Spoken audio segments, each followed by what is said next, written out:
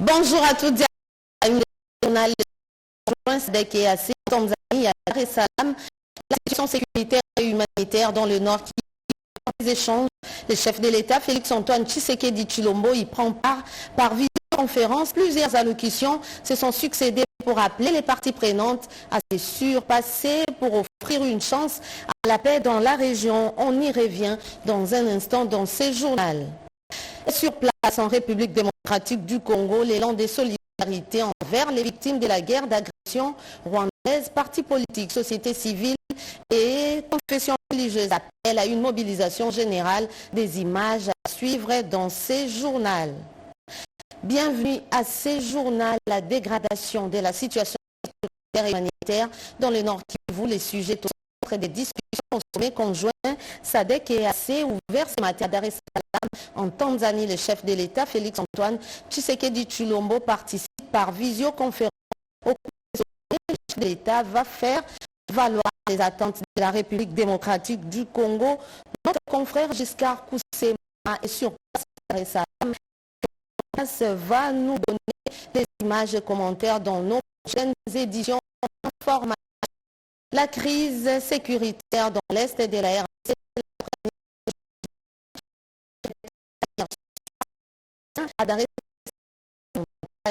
où elle va représenter les chefs de l'État au sommet mixte de l'EAC et de la SADC. Ce sommet vise à trouver une issue heureuse à la guerre d'agression démocratique du Congo et victime de son dans le Rwanda.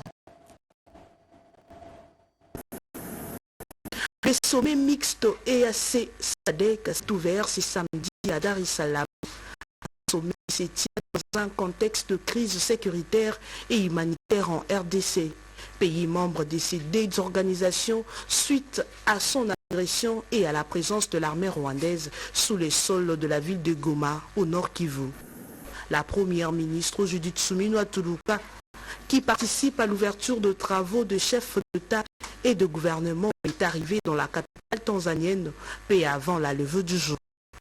La consolidation d'une paix durable, aussi bien entre communautés congolaises qu'avec le pays de la région, fait partie des objectifs du pilier du programme d'action du gouvernement souminois. Depuis Kinshasa, le chef de l'État, Félix-Antoine Tshisekedi Tshilombo, participe par visioconférence à cette rencontre de chefs d'État de des organisations sous-régionales. En cette étape du Conseil des droits de l'homme des Nations Unies vient d'ouvrir la voie à une enquête sur les exactions et crimes de guerre commis dans la partie est de la République démocratique du Congo. Une victoire diplomatique pour la RDC. Les ministres de la Communication et Médias, porte-parole du gouvernement, Patrick a porté la voix de la RDC. C'est un reportage de nos envoyés spéciaux à Genève, en Suisse, Gaëtan Magala-Nomobé, les Jean Bosco et Gédéon Mutombo. Puis-je considérer que le projet de proposition A par HRC, par S37, par L1, tel qu'il a été présenté, peut être adopté sans vote? Il en est ainsi décidé. Merci. Une victoire de plus pour la RDC dans cette guerre d'agression imposée par le Rwanda, mais aussi une reconnaissance par la communauté internationale des tueries commises dans le Nord Kivu. C'est un exemple justement que le monde a compris d'où le mal vient et la nécessité de travailler pour que le mal ne se répète plus, pour que ceux qui sont responsables du mal soient traduits en justice. Le Rwanda a appelé tous les États à ne pas porter la résolution. Vous avez suivi que un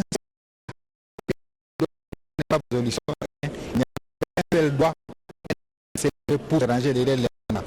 C'est tout simplement que le Rwanda est en train de se confirmer. Ceci est un signal très fort que la communauté internationale a entendu et a écouté les cris de la RDC et que cette communauté est prête à établir les faits sur tout ce qui se passe à l'est de la RDC. L'ambassadeur et chef de la mission permanente de la RDC auprès des institutions des Nations Unies résume cette résolution pour la mise en place d'une commission d'établissement de faits et une commission d'enquête. sur le violence dans l'Est de la RDC, adopté par consensus par le Conseil des droits de l'homme de l'ONU. L'ennemi qui est sur place, l'armée rwandaise et ses supplétifs, sont en train de faire disparaître les éléments de preuve. Et avant que ces éléments de preuve ne puissent disparaître totalement, il fallait absolument trouver un mécanisme rapide à déployer sur place. Et c'est ainsi que nous avons demandé cette mission d'établissement de faits qui est facile à être déployée. Une lueur d'espoir qui s'y dessine pour les victimes de violences sexuelles qui peuvent enfin espérer à une justice. Avec cette résolution, on pourra ouvrir ce couloir humanitaire qui va nous permettre d'aller vite aider notre population, surtout ceux qui se font violer. L'adoption de cette résolution est une avancée diplomatique. En 30 ans d'agression, la RDC s'y voit à travers cet acte une solidarité exprimée par le pays membre de l'ONU. Vous venez de suivre les résolutions prises au cours de ces sommets. Un accent a été mis sur la nécessité de garantir l'accès à l'assistance humanitaire. Revenons sur cet élément. 47 États membres du Conseil des droits de l'homme des Nations Unies viennent d'ouvrir la voie à une enquête sur les exactions et crimes des guerres commis dans la partie est de la République démocratique du Congo. C'est une victoire diplomatique pour la République démocratique du Congo. Suivez. Les soutiens du Rwanda au M23, documentés à plusieurs reprises, y compris par les groupes d'experts mandatés par les Conseils de sécurité des Nations Unies, a alimenté la violence dans l'Est de notre pays depuis plus de 30 ans, exacerbant la guerre pour des raisons liées à l'exploitation de ressources minières stratégiques de la République démocratique du Congo. Un front diplomatique politique qui s'associe à un front médiatique pour exiger une série de sanctions contre le Rwanda. Au Conseil des droits de l'homme des Nations Unies à Genève, le porte-parole du gouvernement énumère les actes posés par le Rwanda en 4 jours d'agression dans la ville de Goma. Au moins 3000 personnes ont perdu la vie et plus de 3000 autres sont aujourd'hui blessées. Les attaques ciblant les civils, les déplacements forcés et les attaques contre les camps de personnes déplacées internes témoignent d'une brutalité inacceptable. C'est une situation qui est vraiment insupportable et que notre souveraineté soit bafouée. Alors nous sommes venus ici pour demander à ce que les pays membres, disons, des Nations Unies, surtout ici au Conseil des droits de l'homme, prennent des mesures pour terminer cette guerre. Une guerre économique imposée à un peuple martyr depuis 30 ans. La délégation congolaise demande au Conseil de tenir le Rwanda comme responsable de ces crimes de guerre et de crimes contre l'humanité. Lynchage de journalistes, attaque 2 installations de la MONUSCO, enrôlement forcé de jeunes. Bintou Keïta de la MONUSCO déclare que le cessez-le-feu a permis le renforcement militaire de terroristes M23 dans le nord et sud Kivu. On veut l'établissement d'une commission indépendante pour établir les faits parce qu'il faut que la vérité soit dite. Quelle que soit cette vérité, il faut qu'elle soit dite une fois pour toutes pour que l'on puisse avancer à trouver une solution par rapport à toute la souffrance que vivent les populations à l'est de la RDC. Parmi les intervenants, le Burundi condamne l'inaction de l'ONU. Depuis 3 décennies, qui ne sait pas ce qui se passe dans l'est de la République démocratique du Congo. Certains d'entre nous n'ont-ils pas fait le choix de détourner le regard de la souffrance que vit la population congolaise? Pas un seul centimètre ne sera cédé. La RDC utilise tout le front pour mettre fin à cette aventure rwandaise de mauvais goût qui a coûté la vie à plus de 12 millions de Congolais. Retour au pays, plus précisément dans la province du Sud Kivu, où notables et populations étaient face au vice-gouverneur de cette province. Ils ont été sensibilisés à combattre aux côtés des forces armées de la République démocratique du Congo. Suivez cela en images et commentaires. Dans cette salle pleine comme un œuf, l'ambiance est bon enfant. Ces hommes et femmes ont répondu présents à l'appel du vice-gouverneur du Sud Kivu et député national Eli Defizi, Maître Jean-Jacques Lacano. Il s'agit pour les uns des Wazalendo, parmi lesquels on peut citer William Amour alias Yakotumba, Ngomanzito Bilonze Bishambuke, Kakobanya, Amani Mbakanya, Moutetezi, René Itongwa, et pour d'autres, des chefs coutumiers, des chefs de secteur et les acteurs de la société civile. Objectif de cette rencontre de haut niveau était de sensibiliser ces chefs de guerre à combattre aux côtés des FARDC afin de libérer l'Est du pays victime d'agression rwandaise. À l'issue de cette réunion, un communiqué final a été signé à l'unanimité notre pays ne sera une terre d'occupation ou de balkanisation. Nous nous rendons disponibles pour défendre l'intégrité de notre pays contre l'agression rwandaise jusqu'au sacrifice suprême. Nous nous rangeons derrière son Excellence Félix Antoine Tshisekedi Tshilombo, président de la République et chef de l'État. Avant cette rencontre, l'infatigable maître Jean-Jacques Elakano, vice-gouverneur du Sud Kivu, a parcouru village par village dans le territoire de Fizi jusqu'à Baraka, tenant des meetings populaires, des veilles patriotiques et sensibilisant les jeunes à s'enrôler dans l'armée pour défendre l'intégrité territoriale. Liwali Jean-Jacques Purusi ananiuliza hivi, batoto ya Fizi watakuya biko na machunga batakuya? Jamani, muko tayari watoto wa Fizi? Miana biko tayari mpandisha mikono yenu. Cette initiative s'inscrit dans la continuité des meetings de veille patriotique et de soutien au FARDC et au Wazalendo, organisés par le gouverneur du Sud Kivu, le professeur Jean-Jacques Purusi Sadiki, avec le soutien du président de la République, Félix Antoine Tshisekedi. La patrie ou la mort, l'exemple de cette mobilisation de Fizi sous l'égide du vice-gouverneur, maître Jean-Jacques Elakano, devrait inciter les autorités de la région de Grand Lac de pacifier l'Est de la RDC. J'en parlais dans les titres, la dégradation de la situation sécuritaire et humanitaire dans le Nord Kivu. Le sujet est au centre des discussions au sommet conjoint SADC et AC ouvert ce matin à Dar es Salaam en Tanzanie. Le chef de l'État, Félix Antoine Tshisekedi Tshilombo, participe par visioconférence, nous dit Giscard Koussema. La guerre d'agression imposée à la République démocratique du Congo et ses conséquences humanitaires constitue un véritable défi lancé à l'endroit des blocs régionaux et sous-régionaux. Réunis ce samedi à Dar es Salaam en Tanzanie, les dirigeants de la communauté des États de l'Afrique de l'Est, EAC, et ceux de la communauté de développement de l'Afrique australe SADC veulent jeter les bases d'une solution durable à cette situation créée par un des États membres contre un autre. De son bureau de la Cité de l'Union africaine à Kinshasa, le président de la République, Félix Antoine Tshisekedi Tshilombo, participe activement à ces débats. 3 prises de parole ont marqué la cérémonie du à savoir l'allocution de la présidente de Tanzanie et hôte du sommet, Madame Samia Suluhu Hassan, les discours du président en exercice de l'EAC, William Ruto, ainsi que l'allocution du président en exercice de la SADC, Emmerson Mnangagwa. Dans son discours d'ouverture, la présidente Suluhu Hassan a appelé ses pairs de l'EAC et de la SADC à se surpasser afin de trouver une solution durable à la situation sécuritaire dans l'Est de la République démocratique du Congo. Je vous demande humblement à ce que nous puissions être unis dans nos efforts pour combattre cette violence et créer un environnement où la paix, la sécurité et le développement peuvent prévaloir. En ces quelques mots, je voudrais encore une fois vous souhaiter la bienvenue et je vous souhaite de débats fructueux à Saint-Essana. Merci beaucoup. Pour sa part, le président de l'EAC a dit qu'il est temps d'agir. Et donc, la situation en RDC affecte la communauté mondiale.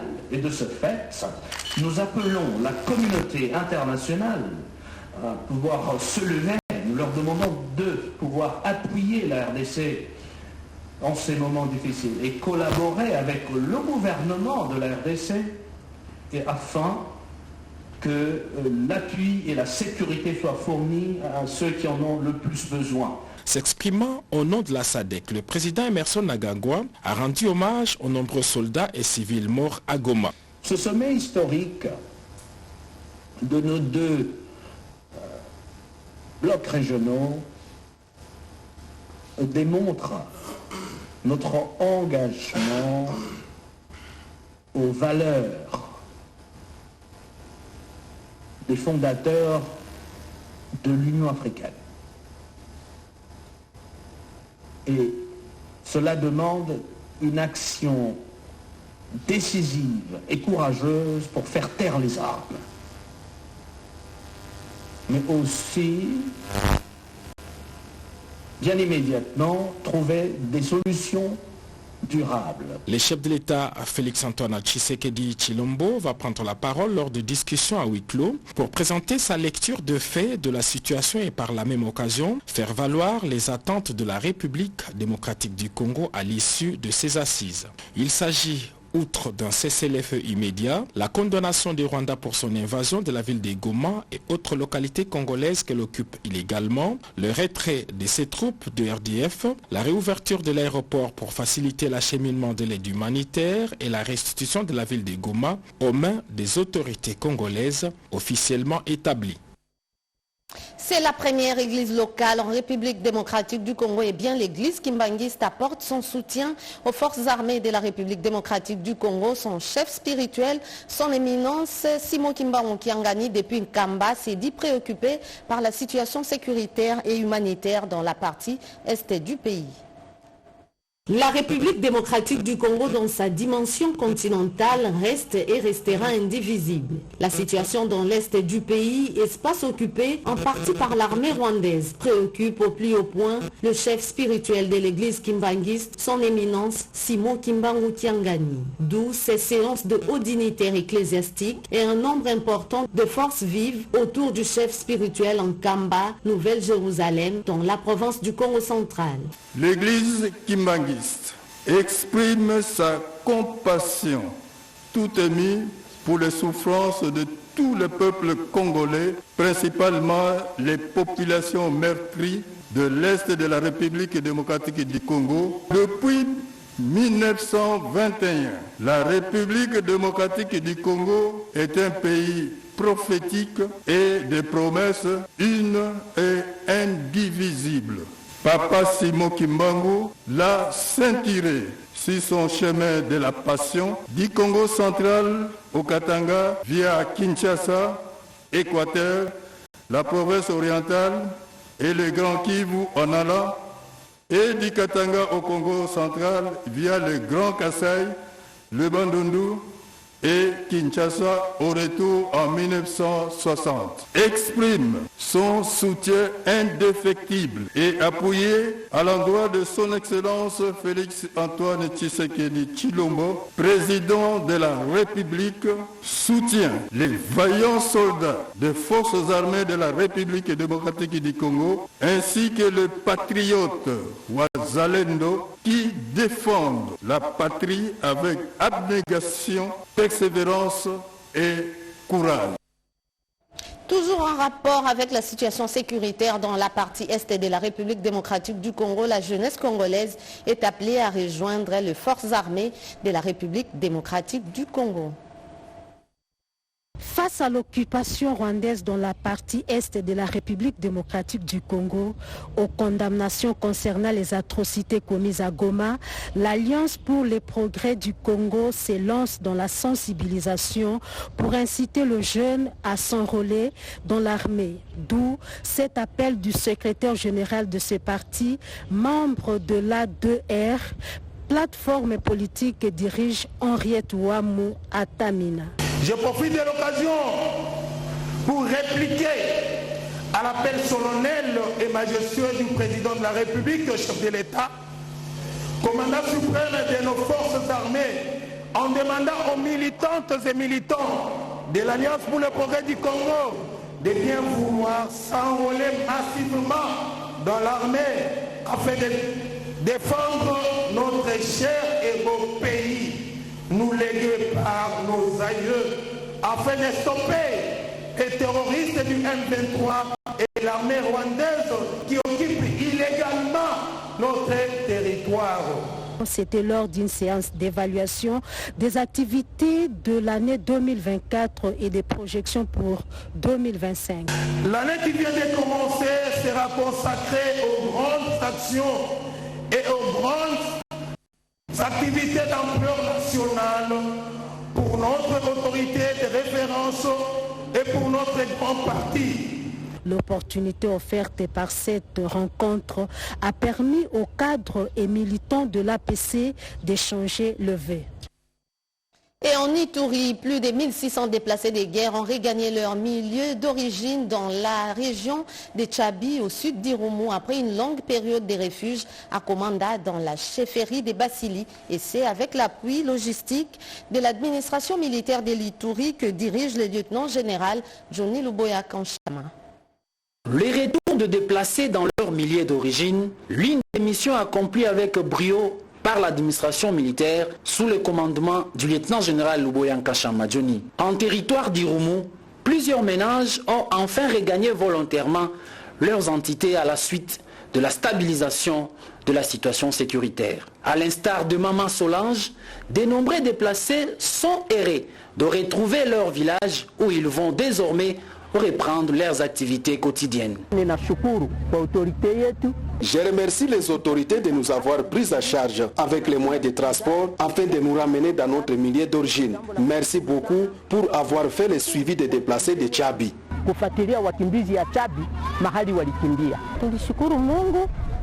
Nous remercions Dieu de nous avoir ramenés ici. Dans les sites, nous n'avions pas d'argent. La vie était difficile. Il n'y avait pas à manger. Le député provincial Eli d'Irumu, honorable Isaac Lembisabo, salue les efforts déployés dans la restauration de la paix et appelle la population de cette entité à renforcer la cohésion sociale pour une paix durable. Je vais seulement appeler la population de Banyal et Tchabi à l'unité. C'est vrai, à un moment il y a eu des divisions, mais l'ère qui est où nous sommes maintenant, ce n'est pas l'ère à la division. Nous devons nous mettre ensemble et voir ce qui est devoir nous mettre nos forces ensemble et surtout la vigilance. Sur la même lancée, le président de la communauté Banyali Tchabi plaide pour le renforcement de mesures sécuritaires. Au niveau du commandant des opérations, qui est le gouverneur de la province, de renforcer les effectifs militaires FARDC pour leur déploiement au groupement Tondoli. Parce qu'il y a la population qui vit là-bas sans les militaires FARDC. L'unité, la cohésion et la redynamisation de relations civilo-militaires sont plus que jamais recommandées à la population de tous les coins de l'Ituri pour faire face aux ennemis de la République en cette période de la stabilisation de cette province, telle que voulue par les commandants suprêmes des forces armées et de la police nationale congolaise, Félix Tshisekedi Tshilombo. Autre chose, on parle à présent des différents projets de développement réalisés dans la province du Haut-Ouélé depuis l'arrivée du gouverneur Jean-Bakomito Gambo à la tête de cette province, nous dit Nathalie Mboula-Kabea de la RTNC Isiro à travers ses reportages.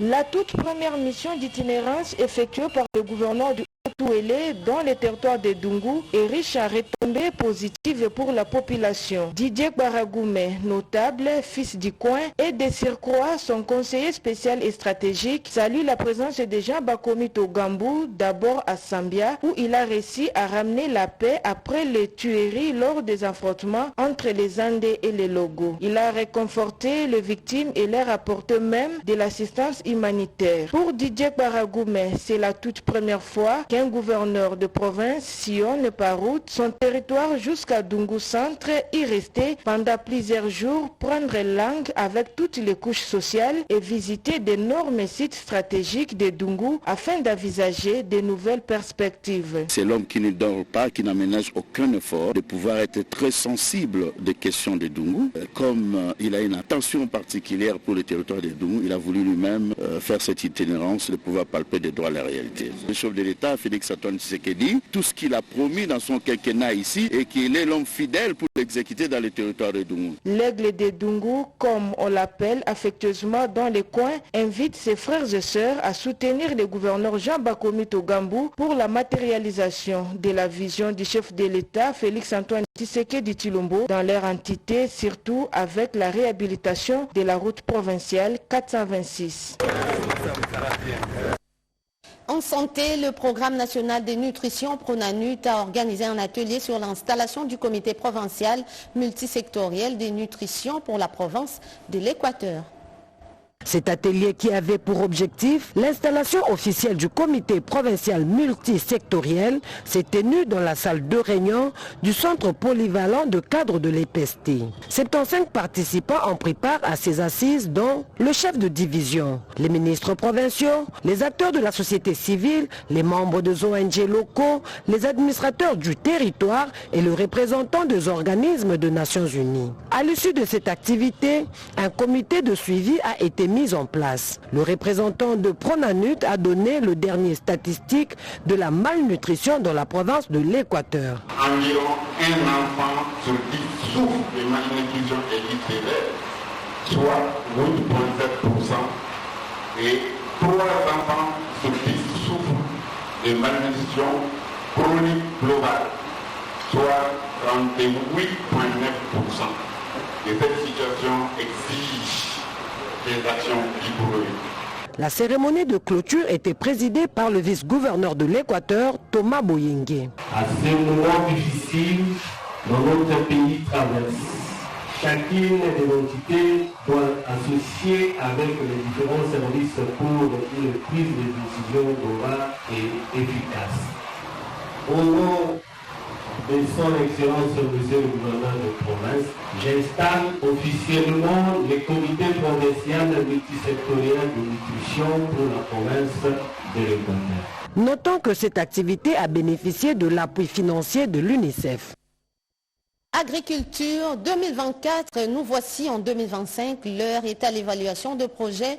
PTBA est le projet d'appui au développement des chaînes de valeur agricoles dans 6 provinces que compte la République démocratique du Congo. Les comités de pilotage de ces projets étaient en réunion d'évaluation. C'est un papier d'Eric Nzuzilo et Mayawel rendu par Cédric Eninambo.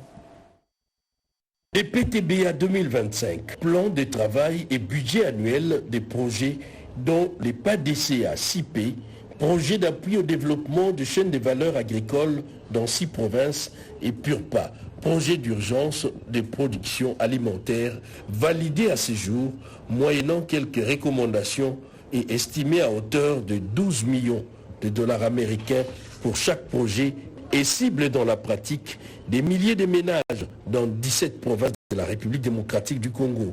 Eh bien, ces 2 projets sont financés par la Banque africaine de développement.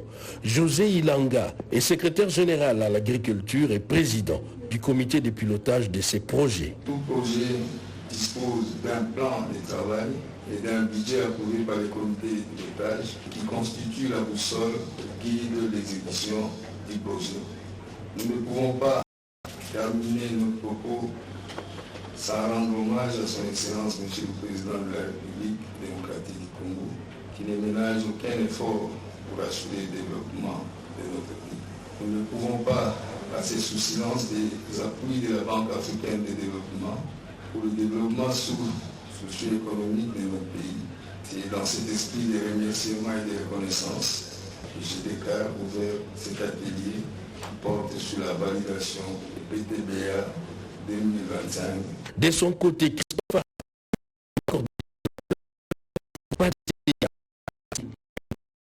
explique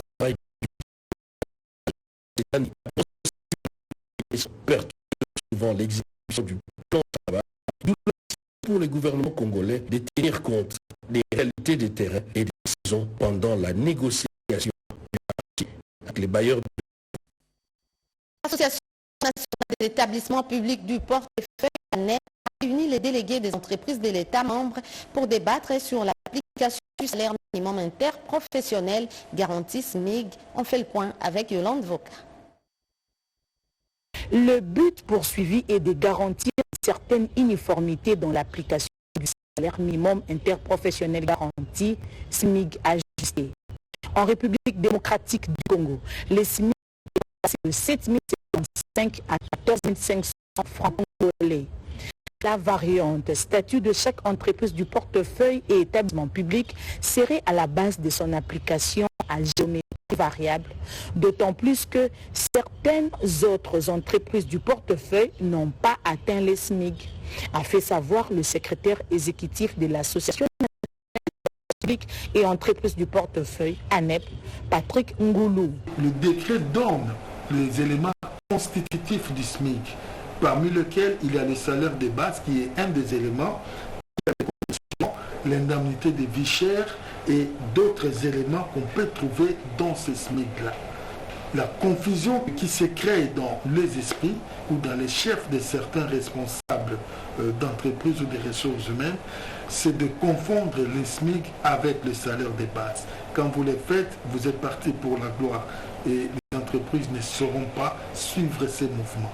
La joie est qu'aujourd'hui, hormis quelques entreprises publiques, dont la Cadeco, n'a pas toutes les autres entreprises sont au-delà de 500 qui pourraient être fixés par le prochain Conseil national du travail. Le SMIC est la somme minimale qui est fixée par le pouvoir public en deçà de laquelle aucun travailleur ne peut être rémunéré sous peine de...